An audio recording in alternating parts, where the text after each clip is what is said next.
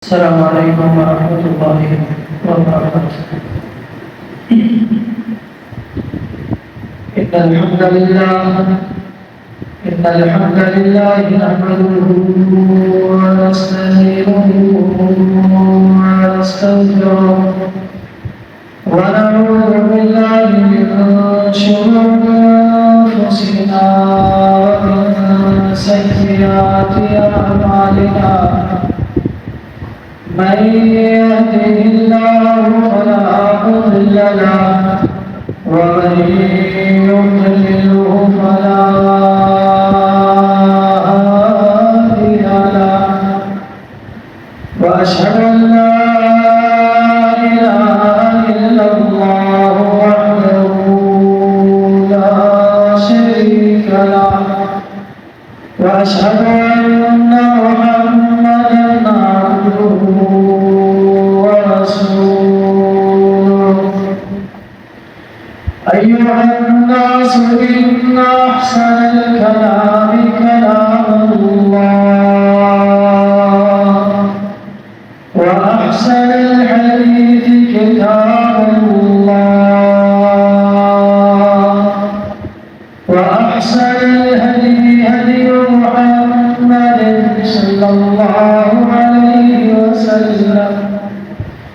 وشر الأمور محدثاتها وكل محدثة بدعة وكل بدعة ضلالة وكل ضلالة في النار. يا أيها الذين آمنوا اتقوا الله حق تقاته ولا تموتن إلا وأنتم مسلمون. يا أيها الناس اتقوا ربكم الذي خلقكم من نفس واحدة وخلق منها زوجها وبث منهما رجالا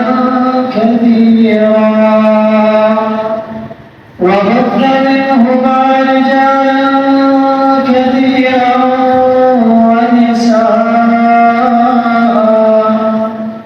واتقوا الله الذي تساءلون به والأرحام إن الله كان عليكم رقيبا. يا أيها الذين آمنوا اتقوا الله وقولوا قولا سديدا يصلح لكم أعمالكم ويغفر لكم ذنوبكم. ومن يطع الله ورسوله فقد فاز فوزا عظيما.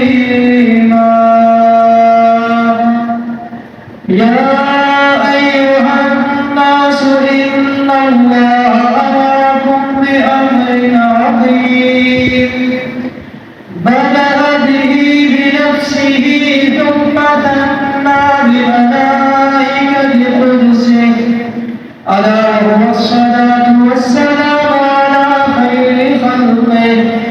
فقال الله سبحانه وتعالى إن الله وملائكته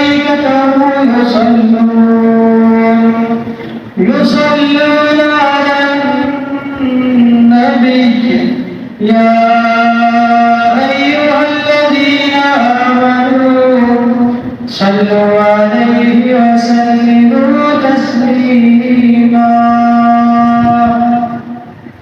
أما بعد فقد قال الله سبحانه وتعالى في كلامه المجيد والفرقان الحميد. أعوذ بالله من الشيطان الرجيم. بسم الله الرحمن الرحيم. ولله على الناس حج البيت من استطاع إليه سبيل الله. وقال النبي صلى الله عليه وسلم الحج المبرور ليس له جزاء إلا الجنة. تمام تعلیمیں ہم نے تنائے اللہ سبحانہ و تعالیٰ کی ذات کے لیے اور انگنت درود و سلام آقا نامدار حضرت محمد مصطفیٰ صلی اللہ علیہ وآلہ وسلم کی ذات گرامی پہ. احباب، اللہ رب العزت نے ہمیں جو دین اسلام عطا کیا ہے، رسول اللہ صلی اللہ علیہ وسلم نے اس کے 5 ارکان بیان کیے ہیں. آپ صلی اللہ علیہ وسلم نے فرمایا بني الإسلام على 5 شهادة أن لا إله إلا الله وأن محمد رسول الله وإقام الصلاة وإيتاء الزكاة وحج البيت وصوم رمضان. کہ اسلام کی بنیاد 5 ارکان پہ ہے، جن میں سے پہلا یہ گواہی دینا کہ اللہ کے علاوہ کوئی معبود نہیں، رسول اللہ صلی اللہ علیہ وسلم اللہ کے پیغمبر ہیں. دوسرا رکن نماز، تیسرا روزہ، چوتھے نمبر پہ حج، تیسرے نمبر پہ زکات، چوتھے نمبر پہ روزہ اور 5ویں نمبر پہ بیت اللہ کا حج کرنا. اللہ رب العزت نے قرآن مجید میں حج کی فضیلت کو، فرضیت کو مختلف مقامات پہ بیان کیا ہے. آج کل یہ جو دن چل رہے ہیں یہ حج کے ایام ہیں. بیت اللہ کی طرف حج کے لیے جانے والے قافلے روانہ ہو چکے، کچھ لوگ وہاں پہنچ چکے ہیں اور کچھ اپنی باری کے انتظار میں ہیں. آج کے اس خطبے میں ہم حج کے حوالے سے 2-3 چیزوں پہ گفتگو کریں گے. پہلے نمبر پہ حج کی فرضیت اور اس کے لیے شرائط، دوسرے نمبر پہ حج کے کچھ فضائل، اور تیسرے نمبر پہ حج کے لیے جانے والوں کے لیے چند گزارشات. ہمارے یہاں اسلامی تعلیمات کے حوالے سے کچھ ایسا رویہ پایا جاتا ہے کہ اگر یہ کام کر لیں تو ثواب کا کام ہے، اگر نہ کیا جائے تو گناہ نہیں ہوگا. میں نے رمضان المبارک کے روزوں کے حوالے سے لوگوں کے ایسے ویوز سنے ہیں کہ روزہ کچھ بری چیز نہیں ہے، اگر رکھ لیا جائے تو ٹھیک ہے، نہ رکھا جائے تو گناہ کوئی نہیں، رکھ لیں تو ثواب ہوگا، نہ رکھا جائے تو گناہ کوئی نہیں. بالکل ایسی ہی سچویشن ہمارے یہاں حج کے حوالے سے بھی پائی جاتی ہے کہ حج ایک فضیلت کا عمل ہے لیکن فرض کوئی نہیں، یا ہم اگر اس کو فرض سمجھتے بھی ہیں تو ہم نے اس کو ٹاپ پریورٹی پر ہی رکھا ہوگا. ہمارے یہاں یہ سب سے آخر میں ہوتا ہے، زندگی کے سارے کام جب کر لیں گے اور کچھ کرنے کو باقی نہیں رہے گا، اور جب کچھ کرنے کے قابل نہیں رہیں گے اس وقت پھر ہم حج کے لیے جاتے ہیں. ہمارے یہاں پاکستان میں اور ہندوستان میں یہی روٹین ہے کہ ہمارے یہاں حج کرنے کے لیے عموماً کب جایا جاتا ہے جب بندہ اور کچھ کرنے کے قابل نہیں رہتا. تو یہ عبادات کا معاملہ ایسے نہیں ہے. حج بھی صرف فضیلت والی چیز نہیں ہے بلکہ فرضیت والی چیز ہے. اللہ رب العزت نے قرآن مجید میں اس کی فرضیت کو بیان کیا ہے، صرف اس کی فضیلت کو بیان نہیں کیا. اس کی فرضیت کے لیے کسی مسلمان پہ حج فرض ہونے کے لیے 4 شرائط ہیں. سب سے پہلی چیز، بندہ مسلمان ہونا چاہیے جب تک آپ کے پاس اسلام کی نعمت نہیں ہے تب تک اسلام کی جتنی عبادات ہیں ان میں سے کوئی عبادت بھی قابل قبول نہیں. مکلف ہے بندہ، مطلب اگر ایک بندہ مسلمان نہیں ہوا تو اس کا مطلب یہ نہیں ہے کہ اس سے یہ سوال نہیں ہوگا کہ تم نے نماز کیوں نہیں پڑھی. یہ سوال بھی ہوگا، ساتھ یہ سوال بھی ہوگا کہ جو نماز کے لیے اہلیت تھی اسلام، تم نے وہ اہلیت قبول کیوں نہیں کی؟ تم نماز کے قابل کیوں نہیں بنے؟ اور پھر بعد میں تم نے نماز کیوں نہیں پڑھی؟ ایسے ہی حج کے لیے سب سے پہلی جو فرضیت کی شرط ہے وہ بندے کا مسلمان ہونا، اور دوسرے نمبر پہ انسان کا عاقل ہونا. ایک آدمی مجنون ہے، پاگل ہے، دماغی توازن درست نہیں ہے، خواہ اس کے پاس جتنے بھی پیسے ہیں اس پہ حج فرض نہیں ہے. تیسری شرط انسان کا بالغ ہونا. ایک انسان نابالغ ہے، پیسے اس کے پاس موجود ہیں لیکن ابھی بلوغت کی عمر کو نہیں پہنچا تو اس پہ حج فرض نہیں ہے. کیا نابالغ بچہ حج کر سکتا ہے؟ بالکل کر سکتا ہے. رسول اللہ صلی اللہ علیہ وسلم کے ساتھ حج میں ایک عورت تھی، اس کے پاس چھوٹا سا بچہ تھا. لوگ سوال کر رہے تھے آپ سے، اس نے بھی دور سے اپنا بچہ اپنے ہاتھ پہ اٹھا کے ایسے کیا اور رسول اللہ صلی اللہ علیہ وسلم سے کہنے لگی الہ حج، اللہ کے پیغمبر اگر یہ حج میں میرے ساتھ جائے تو کیا اس کا حج ہو جائے گا؟ آپ نے فرمایا نعم لہ حج ولہ اجر، حج ہو جائے گا لیکن اجر تمہیں ملے گا. جو بچے کو ساتھ لے کے جاؤ گی اس حج کا اجر، اگر وہ بچہ کچھ پرفارم کرنے کے قابل ہے، بچہ سمجھدار ہے، خود کچھ کر سکتا ہے تو اسے بھی اجر ہے. جو ساتھ لے کے گیا اسے بھی ملے گا لیکن یہ اس کی فرضیت ادا نہیں ہوگی. یہی بچہ جس نے بلوغت کی عمر کو پہنچنے سے پہلے حج کر لیا ہے، یہ بچہ جب بالغ ہوگا تو اسے نئے سرے سے اپنا فرضی حج کرنا ہوگا. چوتھے نمبر پہ حج کے لیے جو شرط ہے وہ استطاعت ہے. استطاعت میں دو چیزیں ہیں. اللہ تعالیٰ فرماتے ہیں وَلِلَّهِ عَلَى النَّاسِ حِجُّ الْبَيْتِ مَنِ اسْتَطَاعَ إِلَيْهِ سَبِيلًا. اللہ رب العزت کی طرف سے ان لوگوں پہ حج فرض ہے جو اس راستے کی استطاعت رکھتے ہیں. استطاعت کیسے ہوتی ہے؟ رسول اللہ صلی اللہ علیہ وسلم سے پوچھا گیا اللہ کے پیغمبر یہ جو اللہ رب العزت نے فرمایا ہے کہ استطاعت والوں پہ حج فرض ہے، یہ استطاعت کیا ہے؟ اللہ کے پیغمبر فرماتے ہیں الزاد والراحلہ. آپ کے پاس اتنے پیسے بھی ہوں کہ آپ وہاں پہنچ سکیں اور آپ کے پاس سواری بھی ہو جو آپ کو لے کے وہاں تک جا سکے. آج کے دور میں آپ کے پاس ٹکٹ کے پیسے بھی ہوں، وہاں رہنے کے اخراجات کے پیسے بھی آپ کے پاس ہوں اور آپ کی صحت بھی اس بات کی اجازت دیتی ہو کہ آپ وہاں پہنچ سکیں. اگر یہ نہیں ہے، جسمانی طور پہ آپ حج کرنے کے قابل نہیں، مالی طور پہ حج کرنے کے قابل ہیں، تو پھر انسان کو یہ چاہیے کہ کسی ایسے شخص کو حج کے لیے بھیج دے جو پہلے حج کر چکا ہے، اپنی نیابت میں کسی کو حج کروا دے. رسول اللہ صلی اللہ علیہ وسلم کے پاس ایک آدمی آیا، کہنے لگا اللہ کے پیغمبر میرے باپ پہ حج فرض ہے، مطلب اس کے پاس پیسے ہیں لیکن کمزور اتنا ہو گیا ہے کہ سواری پہ بیٹھ نہیں سکتا. ظاہر ہے 10-15 دن کا سفر تھا مدینے سے مکہ، اس وقت کو 10-15 دن لگ جاتے تھے، وہ اتنے دن سواری پہ بیٹھ نہیں سکتا. تو اب ہوں کیا اس کی طرف سے میں حج کر سکتا ہوں؟ اللہ کے رسول نے اجازت دی. ایک عورت نے آپ صلی اللہ علیہ وسلم سے سوال کیا کہ میری ماں نے نظر مانی تھی کہ میں نے حج کرنا ہے، وہ حج کر نہیں پائی، بہت ہو گئی، کیا میں اگر اس کی طرف سے حج کروں تو اسے فائدہ ہوگا؟ آپ صلی اللہ علیہ وسلم نے فرمایا بالکل ہوگا.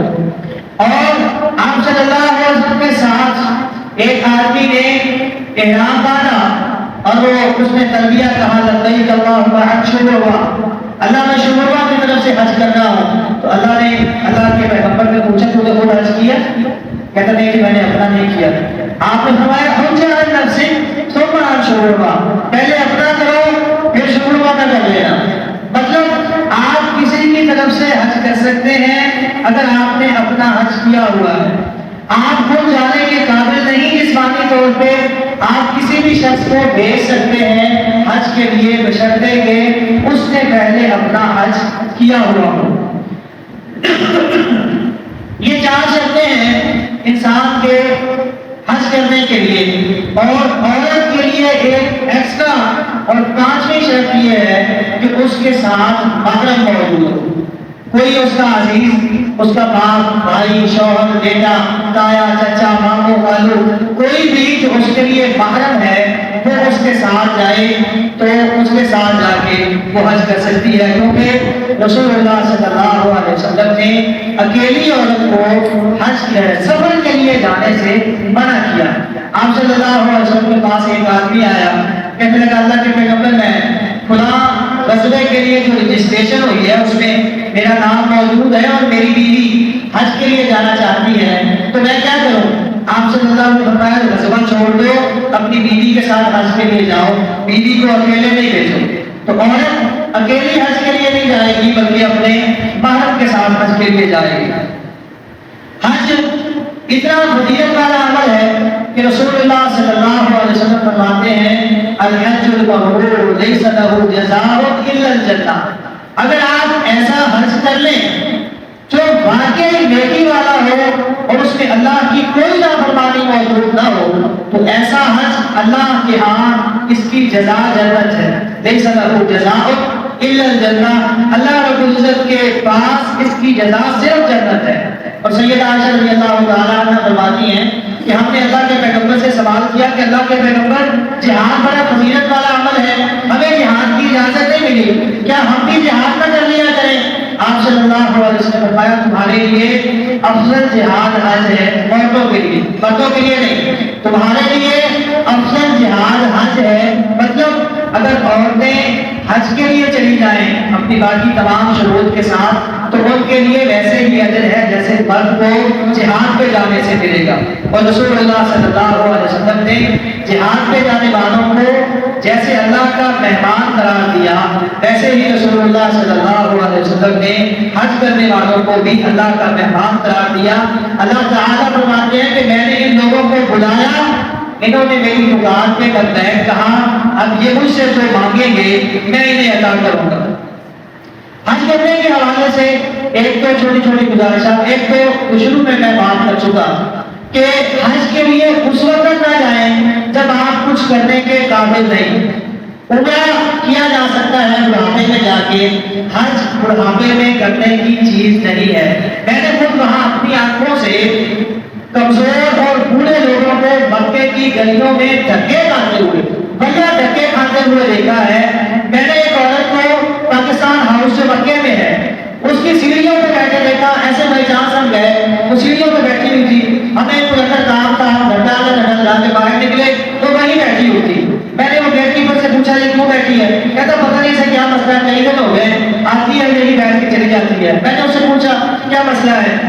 ہمیں تھوڑا اسے پوچھ گچھ کی تو پتہ چلا کہ وہ اپنے جو اس کا قافلہ تھا اس سے وہ 7 ذوالحجہ کو بچھی تھی، 7 ذوالحجہ کو، اور میں گیا تھا وہاں 13 ذوالحجہ کو حج مکمل کرنے کے بعد 7 سے 13 تک وہ مکے کی گلیوں میں پھرتی رہی، اس کے پاس کوئی حرکت نہیں، کوئی کھانے کو کچھ نہیں، کوئی اسے جاننے والا نہیں۔ وجہ کیا؟ بچوں نے پیسے اکٹھے کر کے ماں کے ساتھ نیکی کی تو اسے حج میں بھیج دیا۔ یہ نیکی نہیں ہے۔ بوڑھے والدین کے ساتھ نیکی کرنا چاہتے ہیں ساتھ جائیں، ورنہ یہ ہمارے بہت سے لوگ پتہ ہی نہیں ہوتا حج ہونا کیسے ہے۔ اب وہ حج کے دنوں میں مکے میں بیٹھنے مطلب اس نے حج نہیں کیا۔ حج سارا مکے میں نہیں ہوتا، حج کے جو ارکان ہیں 9 سے لے کے 13 تک کے سارے باہر ہیں، مکہ مکرمہ سے سارا کچھ باہر ہے۔ اس عورت نے کچھ بھی نہیں کیا، اور یہ ایک کیس نہیں، ایسے کیسز ہمارے پاکستان سے ہندوستان سے جانے والے لوگوں کے ساتھ عموماً ہوتے ہیں کہ نہ تو کوئی حج کی تعلیمات ہوتی ہیں، پتہ ہی نہیں ہوتا وہاں جا کے کرنا کیا ہے۔ اگر آپ بوڑھے ہیں، جوان ہیں، کسی بھی حالت میں آپ وہاں جانا چاہتے ہیں، حج کی ٹریننگ کر کے جائیں، کچھ سیکھ کے جائیں، کسی سے پوچھ کے جائیں کہ وہاں ہم نے کرنا کیا ہے۔ اور اگر والدین کے ساتھ آپ واقعی نیکی کرنا چاہتے ہیں تو بوڑھے والدین کو کبھی بھی اکیلے مت بھیجیں، والدین کے ساتھ خود جائیں۔ اللہ رب العزت ہمیں توفیق عطا فرمائے کہ ہم جب ہمارے پاس پیسے ہیں، استطاعت ہے، تو ہم حج کو اپنی ٹاپ پریورٹی پہ رکھیں اور سب سے آخر میں نہ رکھیں کہ جب زندگی کے سارے کام ہو جائیں گے، بچوں کی شادیاں ہو گئی، ان کے کاروبار بن گئے، سیٹل ہو گیا سب کچھ، پھر حج کو دیکھیں گے. بات نہیں، جب آپ کے پاس استطاعت ہے، جب آپ کے پاس اتنے پیسے ہیں کہ آپ کا کاروبار سیٹ کرنے کو دل چاہتا ہے، تو آپ اتنے پیسے نکال لیتے ہیں جتنے حج پہ لگتے ہیں. اگر آپ کے پاس اتنے پیسے ہیں تو بر وقت حج کیجیے. رسول اللہ صلی اللہ علیہ وسلم فرماتے ہیں کہ جس نے حج کرنا ہو وہ جلدی کرے. بندے کا کوئی پتہ نہیں کب بیمار ہو جائے، کب کوئی ضرورت پڑ جائے، کب اس کے پاس پیسے باقی نہ رہے. حالات کا کچھ پتہ نہیں ہے، آج پیسے ہیں کل نہ ہو، آج صحت ہے کل نہ ہو، آج وقت ہے کل نہ ملے. جتنا جلدی ممکن ہو، جتنے بھی فرائض ہیں جتنا جلدی ممکن ہو انہیں ادا کرنا چاہیے. اللہ رب العزت ہمیں توفیق عطا فرمائے.